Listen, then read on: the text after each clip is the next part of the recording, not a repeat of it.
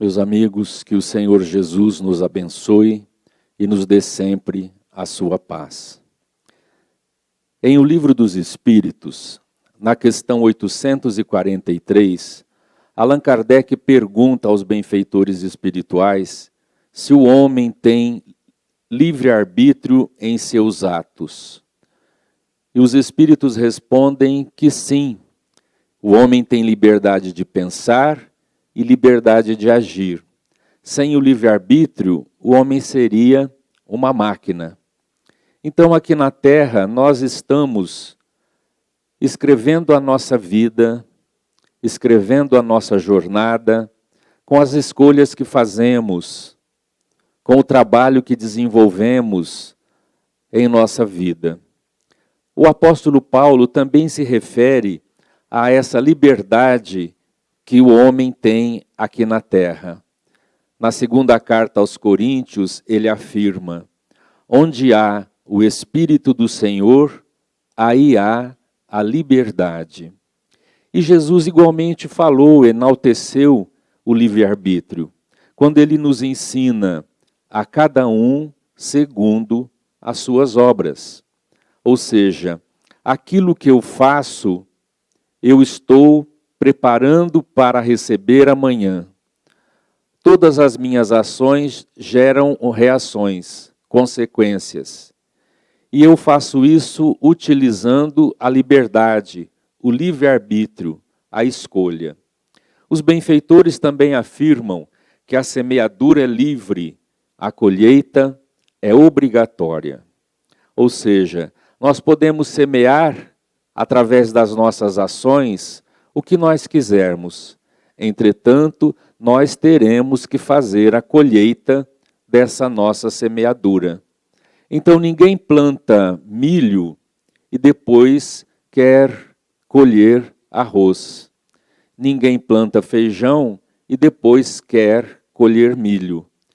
Porque, na verdade, o livre-arbítrio é sagrado e nós vamos fazendo as nossas escolhas. Me recordo das anotações do evangelista Mateus. Ele descreve um momento em que Jesus está diante da perseguição, da ingratidão dos homens, e olhando para a cidade de Jerusalém, o mestre diz: Jerusalém, Jerusalém, que assassinas os profetas e apedrejas os enviados. Quantas vezes eu quis, com os teus filhos, fazer como a galinha que coloca sob as suas asas os pintinhos, mas tu nunca quiseste. Jesus quis, Jerusalém não quis. Ainda hoje, Jerusalém representa a humanidade, os homens na terra. E Jesus continua querendo, esperando, mas ainda hoje, com a nossa liberdade de escolha, com o nosso livre-arbítrio, nós não queremos. Daí porque estamos nessas infinitas reencarnações, andando a passos lentos para a nossa conquista espiritual, para a nossa felicidade real. O livre-arbítrio, então, traz consequências. Consequências na nossa vida material e, sobretudo, na nossa vida espiritual. O que nós fazemos aqui na Terra está preparando a nossa vida depois do túmulo, na vida espiritual. Muitas vezes as pessoas perguntam: como será que está o fulano que desencarnou? É fácil nós entendermos como a pessoa está. Basta nós analisarmos o tipo de vida que ela teve, as escolhas que ela fez, os caminhos que ela resolveu trilhar. Então, nós teremos uma noção de como está a criatura. Porque, em verdade, a vida espiritual, nós não vamos nos deparar com o céu ou com o inferno, mas o prolongamento de nós mesmos, conforme quisemos que assim fosse. Então, na vida espiritual, simplesmente nós continuamos sendo nós mesmos. Há uma música popular que diz assim: a gente leva da vida a vida que a gente leva. Então é isso que nós levamos conosco. É exatamente aquilo que nós estamos vivendo. Mas para nós entendermos as consequências do livre-arbítrio na vida espiritual, nós vamos recordar aqui 3 apontamentos doutrinários muito interessantes. O primeiro é uma comunicação de um espírito através da mediunidade de Chico Xavier. Ele assinou a mensagem como sendo um banqueiro. E ele narra nessa mensagem o que ele encontrou na vida espiritual, que nós vamos narrar ao sabor de nossas palavras. Ele diz assim: ali estava eu, cambaleante. Onde estava? Olhei à minha volta e a paisagem me parecia diferente e distante. Caminhei um pouco mais e, surpreso, eu percebi que estava caminhando no cemitério do Bonfim, em Belo Horizonte. Mas o que eu estava fazendo ali nesse amanhecer? Por que estava sozinho, caminhando no cemitério? Pensei então em voltar para casa. Passei os portões do cemitério, ganhei a rua e aguardei o primeiro bonde. Entrei e, coisa curiosa, o bonde inteiro estava folhado em ouro. E todas as pessoas que estavam no bonde trajavam roupas douradas. Eu perguntei a um homem carrancudo que estava próximo por que eles estavam com roupas douradas. Ele não me deu atenção alguma. E eu pensei se tratar de alguma festa, alguma comemoração que eu desconhecia em Belo Horizonte. Então, desci próximo à minha casa. Caminhei algumas ruas e cheguei em meu palacete. Mas a porta estava fechada. Por que eu estava na rua sozinho, enquanto os familiares dormiam? Resolvi esperar, aguardei, e de repente a nossa secretária chegou, abriu o portão, passou por mim e eu disse bom dia, e ela não me respondeu. Devia estar com algum problema. Ela abriu a porta, eu entrei. Eu tinha muita fome, e então me lembrei da cozinha e da cesta de pães. Fui à cozinha, e quando fui pegar um pão para mitigar a minha fome, de repente na cesta dos pães, os pães se transformaram em barras de ouro. Fiquei atormentado. O que estava acontecendo? Seria um pesadelo ou eu estava enlouquecendo? Subi rapidamente as escadas. Os familiares estavam despertando e eu fui até eles. Falava, dizia, implorava, gritava e ninguém me ouvia, ninguém me via. Eu então saí de casa. Precisava de ar puro, respirar. Aquilo tudo me confundia. E eu então ganhei a rua. E comecei a respirar a longos altos, perguntando para mim o que estava acontecendo. Por que toda essa situação? Caminhei, quando divisei à minha frente a igreja do nosso bairro. Eu não fui um homem religioso, mas eu pensei, talvez ali, no ambiente, eu possa concatenar as minhas ideias e entender o que está passando. Ali estava sendo proferida uma missa, eu entrei cauteloso, vi o confessionário e resolvi confessar. Mas quando entrei no confessionário, ele se transformou em um guichê, em um caixa de banco. Aquilo me assustou muito. Eu então saí para acompanhar os fiéis a receberem a hóstia. Mas quando eu me aproximei, as hóstias se transformaram em moedas de ouro. E eu então me desesperei ainda mais. E então, pensando estar enlouquecendo, eu me lembrei de Deus. Só Ele poderia me ajudar. Então me aproximei do altar, lá no alto uma cruz, e eu então me ajoelhei e comecei a pedir a Deus o socorro e o auxílio. Mas para minha surpresa, a grande cruz no altar se retorceu inteira e se transformou em um cifrão. Aquilo foi loucura para mim. Saí correndo pela rua desesperado, corri e tinha sede. uma sede tão grande. E me lembrei de uma fonte em uma pequena praça, próximo de onde eu estava. Então corri para lá. Estava sedento, a água fresca. Eu então fiz da minha mão uma concha e quando fui beber a água, ela se transformou em ouro líquido. Eu então me desesperei ainda mais. Bati as mãos para que aquela substância dourada saísse de minhas mãos. E então eu me dei por vencido.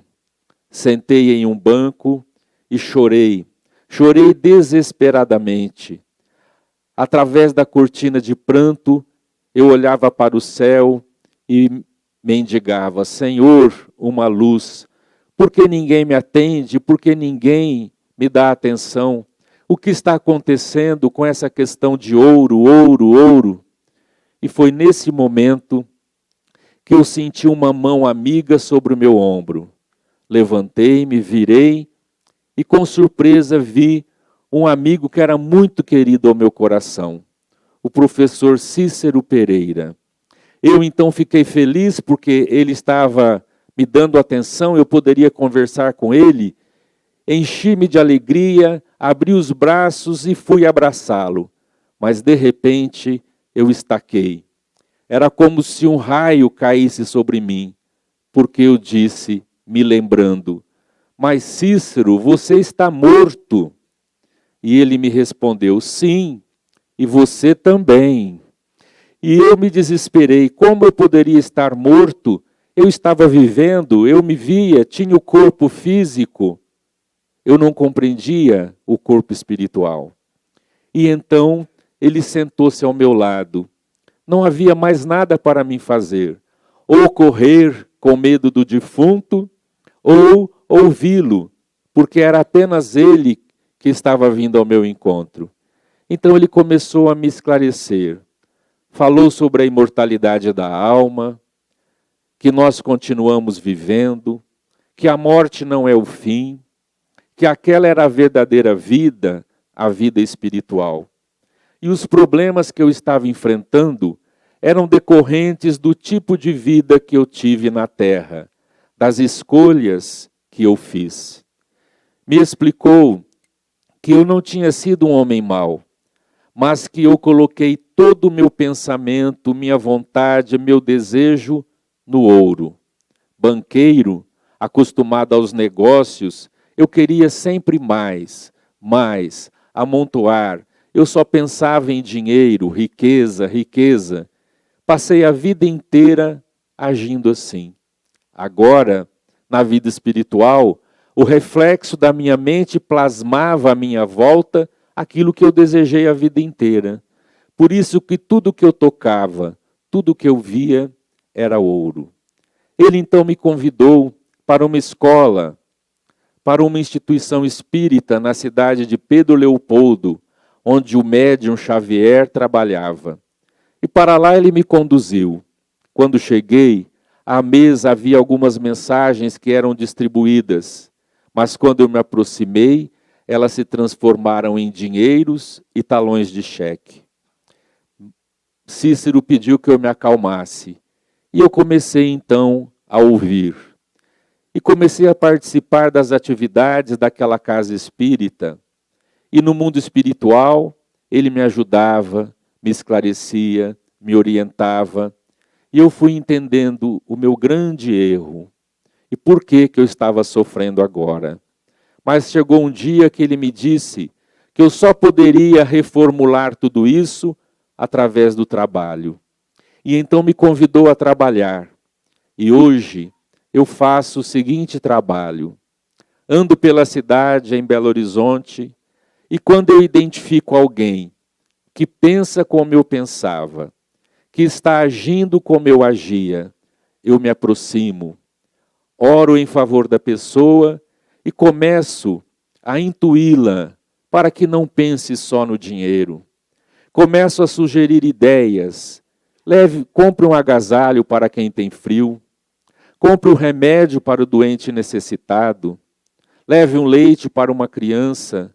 E o meu trabalho é esse: incutir na cabeça dos homens que não é só dinheiro, que existem outros valores espirituais que nós precisamos. A narrativa desse espírito é realmente dramática. E mais uma vez nós concluímos que o livre-arbítrio é sagrado. Nós fazemos as nossas escolhas. Mas o espírito André Luiz, também através de Chico Xavier, narra para nós um fato muito curioso na vida espiritual. Ele estava na companhia do instrutor Alexandre, quando surgiu uma senhora de semblante amigo, bondosa, e ela veio rogar auxílio ao instrutor Alexandre. Ela pedia: instrutor, venho buscar o seu amparo e a sua assistência. Meu filho Fernando, por fim, desencarnou, e eu venho pedir o socorro em favor dele.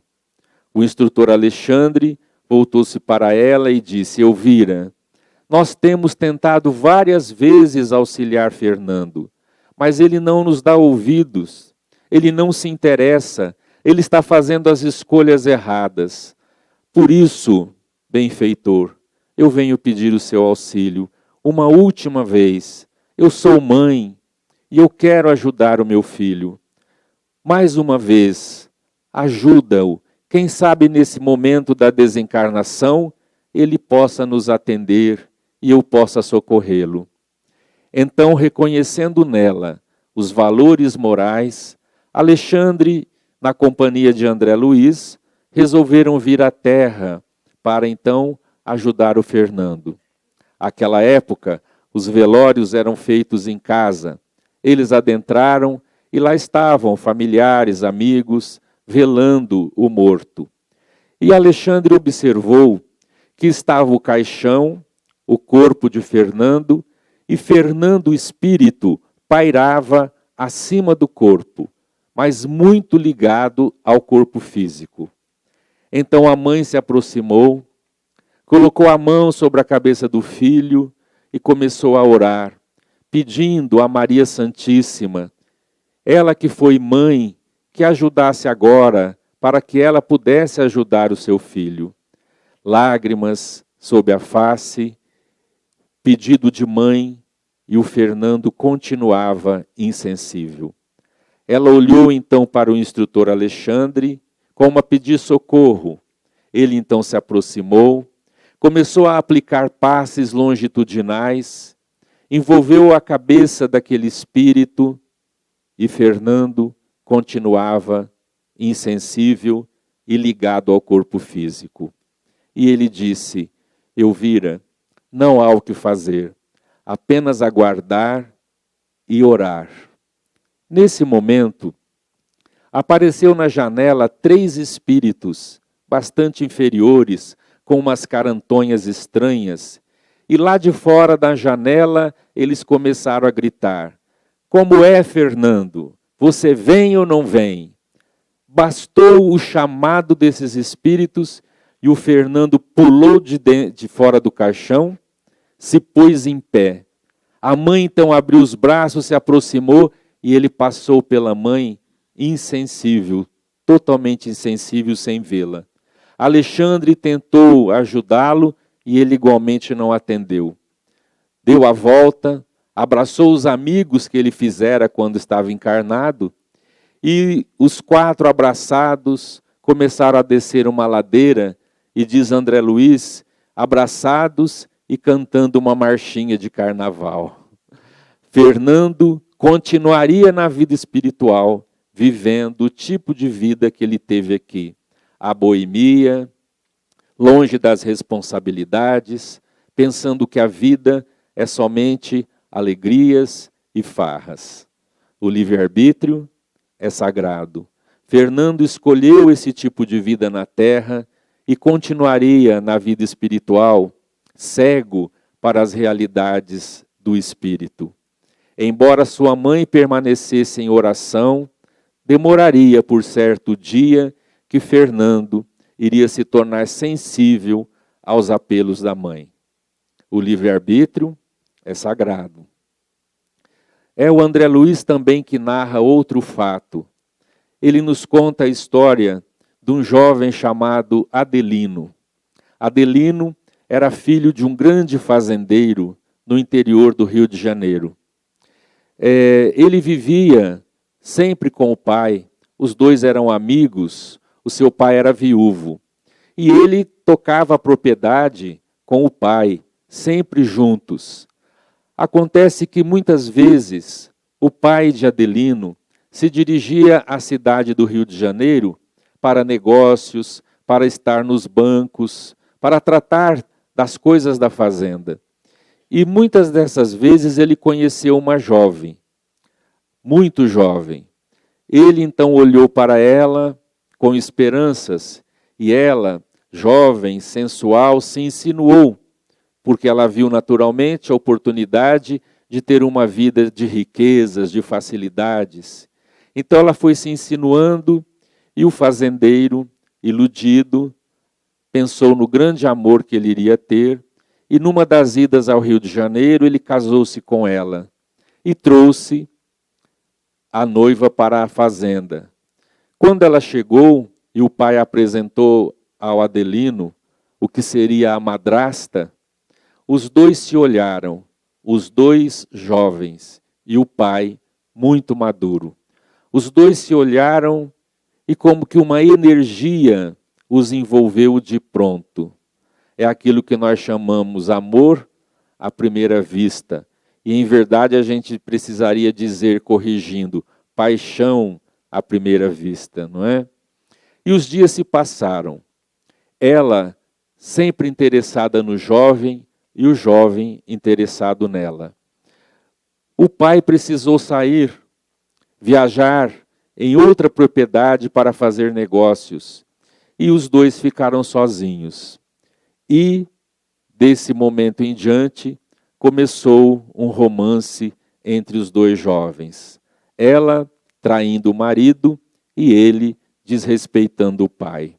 E começaram a viver esse tórrido romance às escondidas. Sempre que o pai viajava, os dois então permaneciam justos. Mas eles já não aguentavam essa situação de esconder, de fugir. E então começaram a pensar em uma situação para que pudessem resolver esse problema. E então Adelino disse, para que nós possamos viver bem, meu pai tem que desaparecer. Porque se nós falarmos para ele do nosso romance e formos embora, por certo ele não vai me dar nada da riqueza. E nós ficaremos sem recurso. Então meu pai tem que desaparecer. A ideia começou a brotar e ele então planejou a morte do próprio pai. Combinou com a moça. Um dia, depois do jantar, eles sempre sentavam para conversar e ela então servia um chá, que era hábito, mas combinou com o rapaz que iria colocar uma solução sonífera para que ele pudesse dormir pesadamente. Ele tomou o chá e depois de um pouco de conversa, o fazendeiro começou a sentir um sono muito profundo. Levantou, disse que iria dormir, despediu-se dos jovens, porque ele havia trabalhado muito naquele dia e por certo ele estava mais cansado. E adormeceu em seu quarto. Quando Adelino percebeu que o pai estava sob a indução do remédio, ele então, com o auxílio de 2 capatazes, colocaram fogo no quarto. Primeiro o tapete, as cortinas, os lençóis e o incêndio, e o pai morreu nessa situação drástica e dolorosa. Depois, era cruel observar Adelino e a viúva no velório. Ela chorava fingidamente, e ele, como bom filho, dizia às pessoas: papai tinha o hábito de fumar à noite recostado nos travesseiros. Ele deve ter adormecido, o cigarro caiu, começou a pegar fogo no tapete, nos lençóis, nas cortinas. Nós estávamos do outro lado da casa. Só tivemos consciência do que estava acontecendo quando os criados começaram a gritar. E então o crime passou desapercebido pela justiça da terra. Entretanto, existe um julgamento mais forte que um julgamento da terra, que é o julgamento da nossa própria consciência. O jovem, depois de sepultar o pai, começou a ter pesadelos terríveis. Muitas vezes tinha a sensação de que um vulto o acompanhava. Em verdade, era o próprio pai que agora obsediava o filho. Porque quando o fazendeiro despertou na vida espiritual, começou a viver ali pela fazenda e percebeu o que tinha acontecido, ele então transformou o amor que ele tinha pelo filho em ódio. Ele queria vingança, vingança, e começou a obsediar o próprio filho. O rapaz então vivia nessa inquietação, esses pesadelos, essa angústia, e para fugir disso tudo, ele resolveu viajar com a moça. Foram para a Europa, visitaram muitas cidades, mas a consciência o acusava. E mesmo lá, distante do Brasil, distante da fazenda, ele continuava tendo aquelas alucinações, vultos à sua volta, e então retornou para o Brasil e para a fazenda no interior do Rio de Janeiro. Os problemas avolumavam e a jovem, percebendo que o rapaz estava atormentado e poderia a qualquer momento confessar o crime, ela então reuniu todas as joias, uma soma em dinheiro muito grande, objetos valiosos da fazenda e fugiu, abandonando Adelino. Adelino então veio a morrer nessa situação de alucinações, de loucura, e quando fechou os olhos do corpo físico e abriu os olhos no mundo espiritual, ele começou a gritar, correndo desesperadamente, porque onde ele ia, havia fogo. Por toda parte, fogo, fogo, e ele corria desesperadamente, quando não era perseguido por espíritos que gritavam, parricida, parricida, você tem que pagar. E ele corria desses espíritos e se debatia num fogo. Adelino encontrou na vida espiritual o resultado das suas ações nefastas aqui na terra. O livre-arbítrio é sagrado. Meus amigos, o homem pode fazer e desfazer, querer e não querer, pode pôr, dispor, repor, contrapor, amar ou odiar, porque nós podemos fazer essas escolhas. Essas três histórias reais, narradas pelos Espíritos, mostram para nós painéis da vida espiritual, o livre-arbítrio aqui na Terra e as suas consequências no mundo espiritual, do que concluímos que não basta desencarnar, é preciso libertar-se. O futuro, para nós, ele não é rígido. O futuro não é regido por forças cegas. Ele é plástico, moldável, dútil, maleável. Não esperemos então um céu cor-de-rosas. Trabalhemos hoje por um futuro melhor, onde tenhamos a consciência tranquila e o cumprimento do nosso dever. Me lembro das palavras de Chico Xavier, falando do nosso futuro, ele chega a dizer: ninguém pode voltar atrás e fazer um novo começo, mas é possível começar hoje e fazer um novo fim. Ou seja, o que nós já vivemos, nós já vivemos. O que escrevemos na página em branco do nosso livro da existência já está escrito. Não há como voltar atrás e refazer, mas nós podemos começar hoje a escrever de maneira diferente, com as nossas ações, com o nosso modo de pensar, com as nossas escolhas, um futuro de bênçãos, fazer para nós um novo fim. Então que com essas reflexões nós possamos valorizar a nossa vida, valorizar a oportunidade da encarnação que nós estamos tendo, e que nós nos lembremos de Jesus, que falando a Marta e Maria, ele diz que Maria escolheu a melhor parte. Nós estamos na vida igualmente para fazer escolhas. E precisamos aprender a escolher a melhor parte, aquela que nos dará a consciência tranquila, a paz definitiva e uma situação espiritual de bênçãos no além.